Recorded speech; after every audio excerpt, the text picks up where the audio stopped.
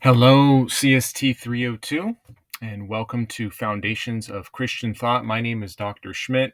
I will be your guide through this course. And yes, I use this term guide because the way that I do my classes is maybe a little bit different. I really like to lead you on these journeys, and this class is such a wonderful journey, being the foundations of Christian thought. And so, what I like to do, and you'll get the hang of this really quick, is each week I give a lot of content for you. So instead of going and me lecturing to you all of the content that you're going to discover and to watch and to listen to and to read on your own, I guide you through the process to try and help you discover as much information and get as much as you can out of the class as you go through it. So these lectures will be intentionally brief as I go through and walk you through the nuts and bolts of what you'll do each week and what I hope that you'll gain from each part. And by doing so, hopefully it illuminates by setting that skeleton that you're able to add lots and lots of meat to the material for that week. So here we are, week one. I do just want to make the quick statement here. Make sure that you go and complete your student responsibility agreement. This will open up to all the other weeks so that you'll be able to see all the other weeks for the course. So if you're not able to see that right up front, make sure that you do that first. Also, I send out announcements each week. Please make sure that you read those. You'll get the hang of those. They'll have a similar structure each week, but it'll really help making sure that you're tracking through the course, getting any important updates, and really just overall being successful for the course. So as we go here to week one, again, watch the lectures. I give a variety of lectures for you because, again, I find it more advantageous for you as the student to hear from a variety of people. I have my doctorate degree. I have a doctor of ministry degree, and I've spent a lot of time. I've went to seminary. I've obtained several degrees. I've taught for many, many years. I've been a pastor in a church. I've been an educator and a teacher. But there's so much more good materials out there. So I really like to expose you to as much as I can in these brief 8 weeks together. So again, why keep these lectures relatively brief? So this week, as we start out, we're really looking at setting that foundation of worldview theology and the belief in Scripture. We're setting the foundation. Can we trust Scripture? Why should we spend the time to study Scripture? That's what we hope to gain in this first week. So the reading that you'll have for this week, you'll look at Morgan's text here. And again, all the texts are located there in the syllabus. Okay, so you should have looked through that already. But Morgan's text, Christian Theology, the Biblical Story, and Our Faith. Great text. Dr. Morgan, great professor, great theologian. We're going to start off with his introduction in chapter 1. Again, you need to know this material for each week, but you also, it's very important, and I want to make this statement now, that you need to know this material for the exams. There'll be a couple of exams, the first one coming up in a couple of weeks, so make sure that you do the reading and you do it very, very carefully as well, okay? So again, Morgan, introduction, chapter 1 on knowing God, and chapter 2, God's revelation. And then secondly, you'll read Smith's text, You Are What You Love, The Spiritual Power of Habit, another great text that you'll go through. And this is really going to help you start understanding the power of the spiritual disciplines and building in good habits in your life. So that'll be a big supplement to this class, not only learning the material, but also making sure that you are supplementing and doing a lot of practicing of the faith. In other words, there's orthodoxy and orthopraxy.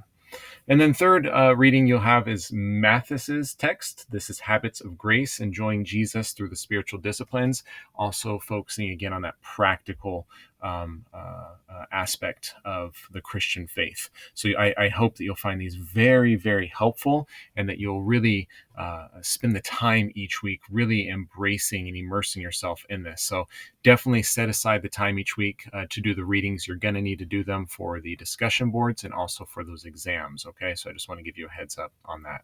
And then there also will be a link, you'll see that here briefly, on Van Hooser's The Inerrancy of Scripture.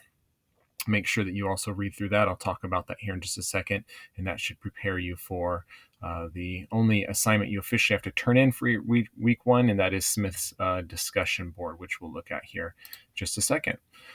So if you click the next page, I have two fantastic theologians here. Vodi Bakum, we have for the first one. He's going to talk about why you can believe the Bible.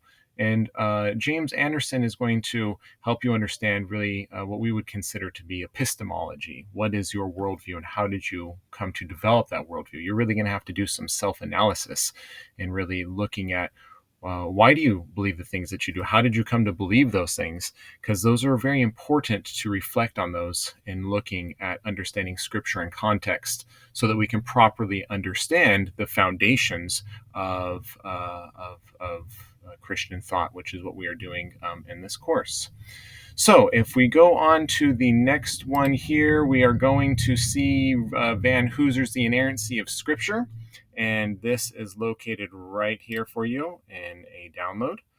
And so if you click on that, it'll take you through relatively brief, but it does exactly what it says it's going to do in his writing. And he is going to walk you through why Scripture in its original context, original language, is in fact inerrant, and why we can, again, trust the Scriptures there.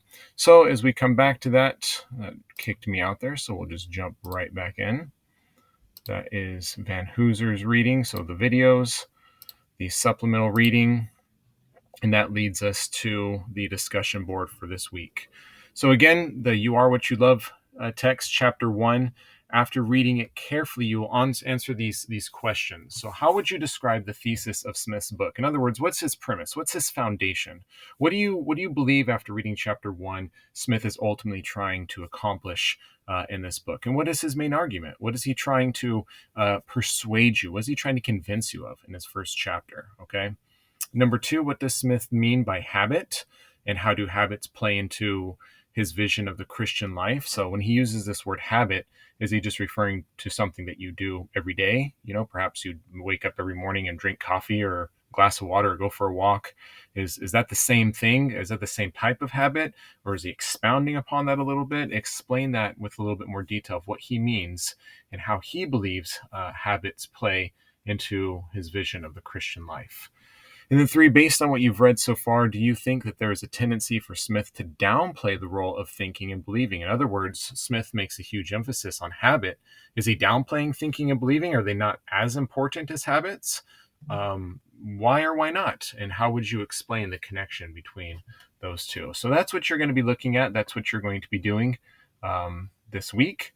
And this is very similar to what I'll do each week to make sure that we're walking through and understanding those materials as I tie it together. So the overall theme and conclusion of this week is really understanding that foundation. What is your worldview? How did you come to that worldview? And how does that play into theology? And ultimately, why is it that the scriptures are sufficient? Why is it that we can trust the scriptures? And when we properly interpret the scriptures, we have everything we need in properly understanding all that God has for us in his word. So that is the goal. That is the task at hand. Welcome again to week 1. I'm Dr. Schmidt, and again, excited to walk with you through this journey. If you need anything, as always, I'll say it many times, reach out to me ASAP, email me anytime. And if you need to meet with me, we can always set up a time to do that. That's all for now.